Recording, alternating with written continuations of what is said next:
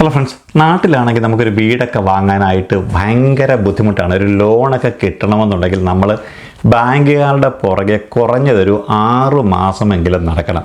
അതേസമയം നമ്മൾ UK എത്തിക്കഴിഞ്ഞാൽ നമുക്കൊരു ബാങ്ക് ലോണ് കിട്ടണമെന്നുണ്ടെങ്കിൽ യാതൊരു ബുദ്ധിമുട്ടുമില്ല. UK വരുമ്പോൾ തന്നെ നമ്മളുടെ ഏറ്റവും വലിയൊരു ആഗ്രഹം എന്ന് പറഞ്ഞു കഴിഞ്ഞാൽ ഒരു വീട് വാങ്ങി സ്വന്തമായിട്ടൊരു വീട്ടിൽ താമസിക്കുക എന്നുള്ളതാണ്. അത് ഏതൊരു മലയാളിയെ സംബന്ധിച്ചിടത്തോളം ഏതൊരു രാജ്യത്ത് പോയി കഴിഞ്ഞാലും അവിടെ ഒരു വീട് വാങ്ങാൻ പറ്റുകയാണെന്നുണ്ടെങ്കിൽ ആ ഒരു വീട്ടിൽ താമസിക്കുക എന്നുള്ളതാണ് അവരുടെ ഏറ്റവും വലിയൊരു സ്വപ്നം എന്ന് പറയുന്നത്. ഇവിടെ നമ്മളൊരു വീട് വാങ്ങണമെന്നുണ്ടെങ്കിൽ നമുക്ക് PR കിട്ടണമെന്ന് ഒരു നിർബന്ധമില്ല. ഇപ്പം നമ്മൾ ഓർക്കും ഇവിടെ വന്നിട്ടുള്ള അല്ലെങ്കിൽ ഹൈ ലെവൽ ജോലിയൊക്കെ ചെയ്യുന്ന ആൾക്കാർക്ക് അല്ലെങ്കിൽ NHS സ്റ്റാഫ് നേഴ്സ് ആയിട്ടുള്ള ആൾക്കാർക്ക് മാത്രമേ വീട് വാങ്ങാൻ പറ്റുകയുള്ളൂ ഇപ്പോഴും ചില ആൾക്കാർ ധരിച്ചു വെച്ചിട്ടുണ്ട്.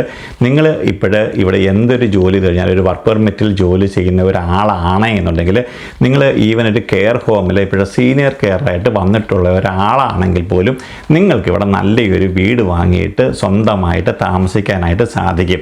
നിങ്ങൾക്ക് 2 പേർക്കും ഒരു ജോലി ഉണ്ടാവണം, ഒരു പെർമനൻറ്റ് ജോലി ഉണ്ടാവണം, നിങ്ങളുടെ ക്രെഡിറ്റ് സ്കോറൊക്കെ നല്ലതായിരിക്കണം, അതുപോലെ തന്നെ നിങ്ങൾക്ക് അത് തിരിച്ചടയ്ക്കാനുള്ള കഴിവുണ്ട്. ഇത്രയൊക്കെയാണ് ബാങ്ക് നോക്കുന്നത്. അപ്പോൾ അത്രയും കാര്യങ്ങൾ ഓക്കെ ആണ് എന്നുണ്ടെങ്കിൽ നിങ്ങൾക്ക് തീർച്ചയായിട്ടും ഒരു വീട് വാങ്ങാനായിട്ട് യാതൊരു ബുദ്ധിമുട്ടും ഉണ്ടായിരിക്കത്തില്ല. UK എത്തുന്ന ഒരു മലയാളിയെ സംബന്ധിച്ചിടത്തോളം അവരുടെ ഒരു ചെറിയ പ്രശ്നം അതെന്താണെന്ന് ഞാൻ ആദ്യം പറയാം.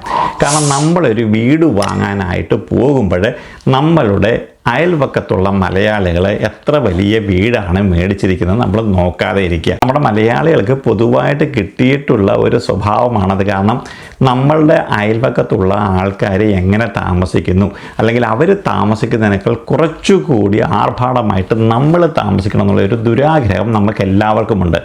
UK പോലുള്ള അല്ലെങ്കിൽ ഇതേപോലുള്ള ഒരു യൂറോപ്യൻ രാജ്യത്തോ അല്ലെങ്കിൽ അമേരിക്കയിലോ ഓസ്ട്രേലിയയിലോ ഒക്കെ ചേക്കേറുന്ന ആൾക്കാരെ സംബന്ധിച്ചോളം നിങ്ങൾ ആദ്യമായിട്ട് ഒരു രാജ്യത്ത് പോകുമ്പോൾ നമ്മുടെ കൊക്കിലൊതുങ്ങാവുന്നത് മാത്രമേ നമ്മൾ കൊത്താവൂ.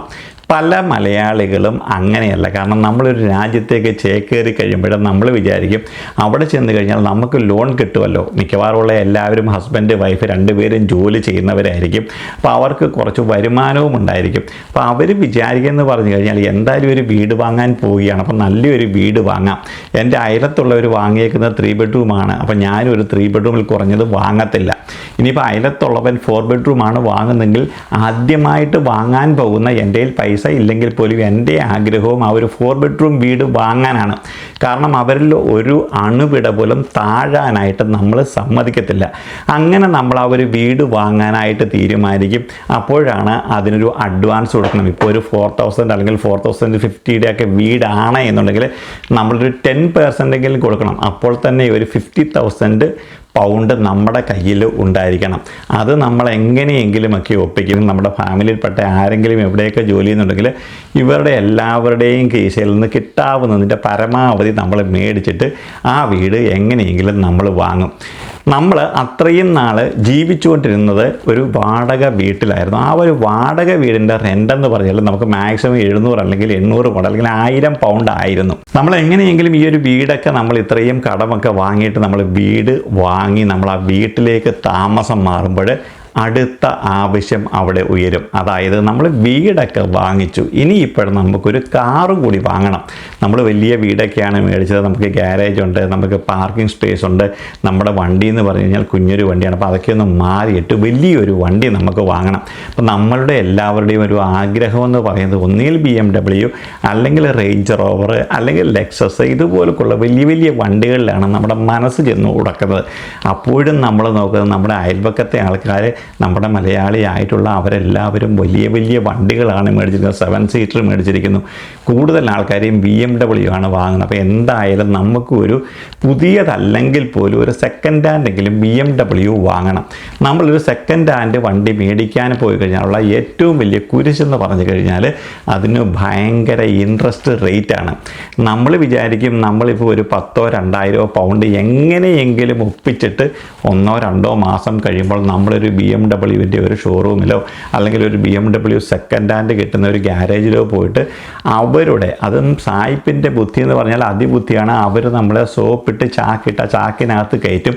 കാരണം അവസാനമാണ് നമ്മൾ ഒരു കാൽക്കുലേഷനൊക്കെ നടത്തി കഴിഞ്ഞ് നമ്മൾ വീട്ടിലൊക്കെ വന്നു കഴിയുമ്പോഴായിരിക്കും അതിലൊരു 8% 9% ആയിരിക്കും ഇൻട്രസ്റ്റ് റേറ്റ് വരുന്നത്. അതായത് നമ്മൾ അടയ്ക്കുന്ന പൈസ, നമ്മൾ ആദ്യം ഒരു 2000-3000 പൗണ്ട് കൊടുത്തെങ്കിൽ 9% ഇൻട്രസ്റ്റ് റേറ്റ് കൊടുത്ത്, അങ്ങനെയാണ് എന്നുണ്ടെങ്കിലും BMW കിട്ടിയല്ലോ എന്നുള്ള ആ ഒരു സന്തോഷത്തിൽ നമ്മൾ വണ്ടിയും വാങ്ങി വീട്ടിൽ വരും.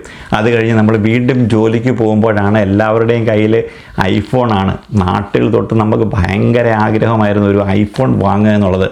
ഇവിടെയാണെന്നുണ്ടെങ്കിൽ നമ്മളിപ്പോൾ 3 മൊബൈലിലോ ഈയിലോ അല്ലെങ്കിൽ ഇങ്ങനെയുള്ള ഏതെങ്കിലും ഒരാളിനെ ഒന്ന് വിളിച്ചു കഴിഞ്ഞാൽ നമുക്ക് പിറ്റേ ദിവസം ഇവിടെ നമ്മുടെ കയ്യിൽ ഈ പറയുന്ന ഐഫോൺ 17 പ്രോയോ അല്ലെങ്കിൽ 17 മാക്സ് പ്രോയോ ഒക്കെ കിട്ടും. 50-60 പൗണ്ട് മാസം വരത്തുള്ളൂ. ഇതൊന്നും വലിയൊരു ബാധ്യതയല്ല. അങ്ങനെ നമ്മൾ വീട് വാങ്ങി, കാറ് വാങ്ങി, ഇഷ്ടപ്പെട്ട മൊബൈൽ ഫോണും വാങ്ങി, അങ്ങനെ നമ്മൾ ആകെ ജീവിതം അടിച്ചു പൊളിച്ച് തുടങ്ങുമ്പോഴാണ് നമ്മുടെ ഇൻസ്റ്റാൾമെൻറ്റുകൾ, അതായത് തിരിച്ചടവുകൾ വരുന്നത്.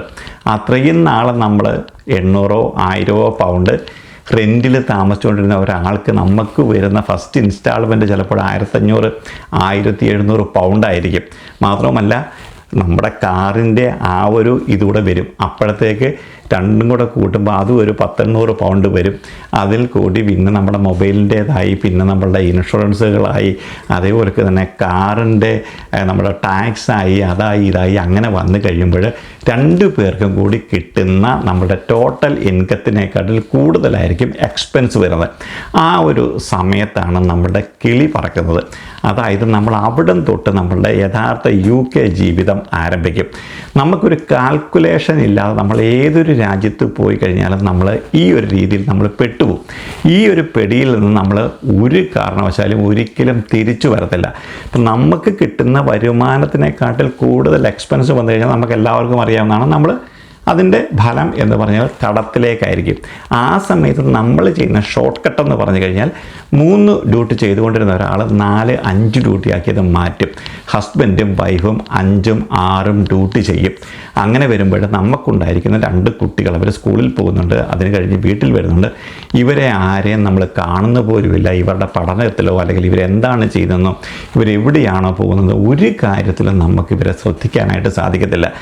4-5 ഡ്യൂട്ടി എന്ന് പറഞ്ഞു കഴിഞ്ഞാൽ UK സംബന്ധിച്ചിടത്തോളം ഹെക്റ്റിക് ആയിട്ടുള്ള, ഇപ്പോൾ ഒരു നേഴ്സിനെ സംബന്ധിച്ചിടത്തോളം അവർക്ക് ഭയങ്കര ബുദ്ധിമുട്ടുണ്ടാക്കുന്ന ഒരു ഡ്യൂട്ടിയാണ് ഈ ഒരു 5 ഡ്യൂട്ടി എന്ന് പറയുന്നത്.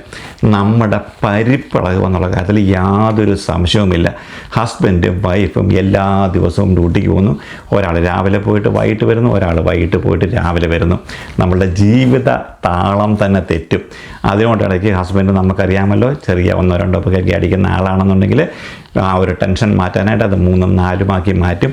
അങ്ങനെ വീണ്ടും കടമാകും. ഹസ്ബൻഡും വൈഫും തമ്മിൽ ഇല്ലാത്ത പ്രശ്നങ്ങൾ എല്ലാം ഉണ്ടാകും. നമ്മൾ ഈ തിരിച്ചടവ് ഏതിൻ്റെയെങ്കിലുമൊക്കെ മുടങ്ങിക്കഴിഞ്ഞാൽ നമുക്കറിയാം ഒരു ദിവസം വരുമ്പോൾ നമ്മൾ മോർട്ട്ഗേജ് 1-2 മാസം അടച്ചില്ല എന്നുണ്ടെങ്കിൽ നമ്മുടെ വീടിൻ്റെ ഡോറിൽ ഒരു നോട്ടീസ് ഒട്ടിച്ച് വെച്ചിട്ട് പോകും. ഇന്ന ദിവസം വന്ന് അവർ ജപ്തി ചെയ്തുകൊണ്ട് പോകും. നമ്മുടെ വീടിൻ്റെ നേരെ ഫ്രണ്ടിൽ ഒരാൾക്ക് പറ്റിയതാണിത്. കാരണം ഒരു ദിവസം നോക്കിയപ്പോൾ അതിൻ്റെ വീടിൻ്റെ ഡോറിൻ്റെ ഫ്രണ്ടിൽ ഒരു നോട്ടീസ് എഴുതിയിരിക്കുന്നു, നിങ്ങൾ ഇത്രയ്ക്ക് ദിവസത്തിനുള്ളിൽ നിങ്ങൾ ഈ ബാങ്കിൻ്റെ ലോൺ തിരിച്ചടയ്ക്കണം, ഇല്ല എന്നുണ്ടെങ്കിൽ ഞങ്ങൾ ഇവിടെ വന്നിട്ട് നിങ്ങളെ ജപ്തി ചെയ്യും. നമ്മൾ നാട്ടിലൊക്കെയാണ് ജപ്തി ചെയ്ത് കേട്ടോ, പക്ഷേ ഇവിടെ നമ്മൾ നേരിൽ കണ്ടു. അതൊരു മലയാളിയൊന്നുമല്ല, വേറെ ഏതൊരു യൂറോപ്യൻ രാജ്യത്ത് നിന്ന് വന്ന ഒരാളായിരുന്നു. പക്ഷേ ഈ ഒരു അവസ്ഥയിലേക്ക് നമ്മൾ പോകും. നമ്മൾ അറിയേണ്ടുന്ന ഒരു ബേസിക് ആയിട്ടുള്ളൊരു കാര്യം എന്ന് പറഞ്ഞു കഴിഞ്ഞാൽ ഇപ്പം ഏതൊരു വിദേശ രാജ്യത്ത്, ഈവൻ നമ്മുടെ നാട്ടിലാണെന്നുണ്ടെങ്കിൽ പോലും നമ്മളുടെ വരുമാനത്തിൽ കൂടുതൽ നമുക്ക് ചിലവ് വന്നു കഴിഞ്ഞാൽ നമുക്ക് ജീവിക്കാനായിട്ട് സാധിക്കത്തില്ല. പ്രത്യേകിച്ചൊരു വിദേശ രാജ്യത്താണ് എന്നുണ്ടെങ്കിൽ അത് വലിയ പൊല്ലാപ്പാകും.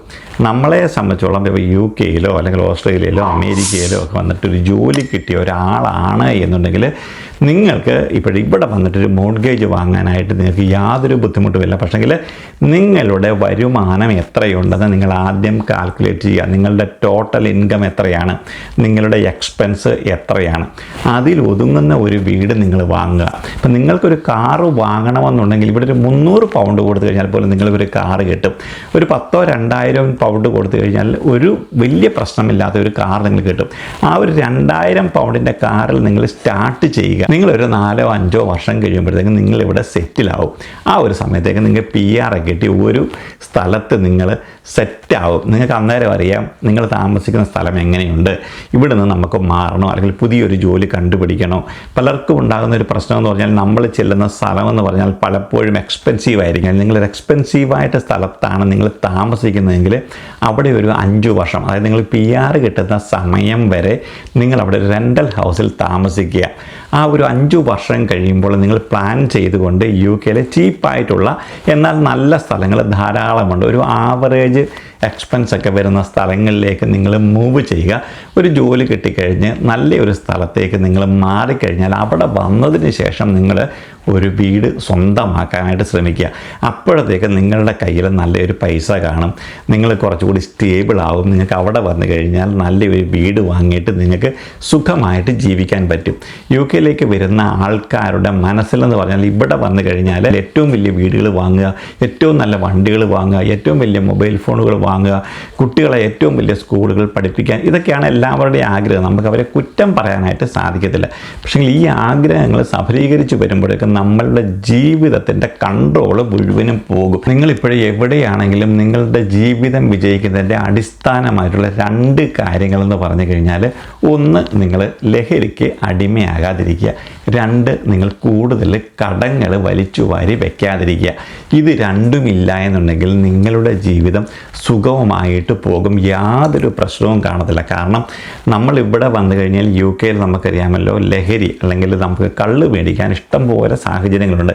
അപ്പോൾ നാട്ടിൽ 1-2 പെഗ് അടിക്കുന്നതിന് ഇവിടെ വന്നിട്ട് ഒരു ദിവസം ചിലപ്പോൾ അല്ലെങ്കിൽ 2 ദിവസം കൂടുമ്പോൾ ഒരു കുപ്പി തീർക്കുന്ന ധാരാളം ആൾക്കാരുണ്ട്. അപ്പം നമ്മൾ ലഹരിക്ക് അടിമയാകാതെ നമുക്ക് കിട്ടുന്ന വരുമാനത്തിന് അനുസരിച്ച് നമ്മൾ ജീവിക്കുകയാണെന്നുണ്ടെങ്കിൽ നമ്മൾക്കിവിടെ സന്തോഷമായിട്ട് ജീവിക്കാനായിട്ട് സാധിക്കും. UK മോർട്ട്ഗേജ് എന്ന് പറയുന്ന ആശയം ഒരു നല്ലൊരു ആശയം തന്നെയാണ്. പക്ഷെ നമ്മളത് എങ്ങനെ യൂസ് ചെയ്യുന്നു എന്നുള്ളതിനെ അനുസരിച്ചിരിക്കും നമ്മളുടെ ജീവിതം. ഇല്ല എന്നുണ്ടെങ്കിൽ നമ്മളുടെ ജീവിതം മുഴുവനും ആ മോർട്ട്ഗേജിന് വേണ്ടി നമ്മൾ ചെലവഴിക്കേണ്ടി വരും. കാരണം നമ്മൾ വാങ്ങിയ വീടാണ്, നമുക്ക് നഷ്ടപ്പെടാനായിട്ട് നമുക്ക് ഇഷ്ടമില്ല. അപ്പം ആ ഒരു വീടിൻ്റെ തിരിച്ചടവിന് വേണ്ടി നമ്മളുടെ ജീവിതം മുഴുവനും നമ്മൾ ബലി കഴിക്കേണ്ടതായിട്ട് വരും. അപ്പം അങ്ങനെയുള്ള ഒരു ആശയത്തിലേക്ക് നിങ്ങൾ പോയി കഴിഞ്ഞാൽ നിങ്ങൾക്ക് അവസാനം ജീവിതം ഉണ്ടാകത്തില്ല. ഒരു പക്ഷെങ്കിൽ ചിലപ്പോൾ വീടുണ്ടാവും, പക്ഷേ ആ വീട്ടിൽ അവസാനം നിങ്ങൾ ഒരു രോഗിയായിട്ട് മാറേണ്ടുന്ന ഒരു അവസ്ഥ വരും. നിങ്ങൾക്ക് തമ്മിൽ നിങ്ങളുടെ ഭർത്താവിനെയോ അല്ലെങ്കിൽ നിങ്ങളുടെ ഭാര്യയോ ഒന്ന് കാണാനോ അല്ലെങ്കിൽ നിങ്ങളുടെ കുട്ടികളെ ഒന്ന് ലാളിക്കാൻ പോലും പറ്റാത്ത അവസ്ഥയിലേക്ക് വരും. ചിലപ്പോൾ ഡ്യൂട്ടി എന്ന് പറഞ്ഞു കഴിഞ്ഞാൽ ഡ്യൂട്ടി ഓൾവേസ് ഡ്യൂട്ടി. പക്ഷേ നിങ്ങൾക്ക് ഒരു ദിവസം പോലും സമാധാനമായിട്ട് നിങ്ങളുടെ ആ ഒരു വീട്ടിൽ നിങ്ങൾക്ക് താമസിക്കാനായിട്ട് സാധിക്കത്തില്ല. അവിടെയാണ് നമ്മൾ പറയുന്നത്, നമ്മളിവിടെ വന്നിട്ട് നമ്മൾ സായിപ്പന്മാരെ കുറ്റം പറഞ്ഞിട്ടോ അല്ലെങ്കിൽ ബാങ്കിനെ കുറ്റം പറഞ്ഞിട്ടോ ഒന്നും ഒരു കാര്യവുമില്ല. നമ്മൾ ബുദ്ധിപരമായിട്ട് നമ്മൾ ചിന്തിച്ച് കഴിഞ്ഞാൽ സത്യത്തിൽ നമുക്ക് UK സ്വർഗം തീർക്കാമെന്നുള്ള കാര്യത്തിൽ യാതൊരു സംശയവുമില്ല. കാരണം നമ്മളുടെ കയ്യിലാണ് നമ്മുടെ ജീവിതം ഇരിക്കുന്നത്.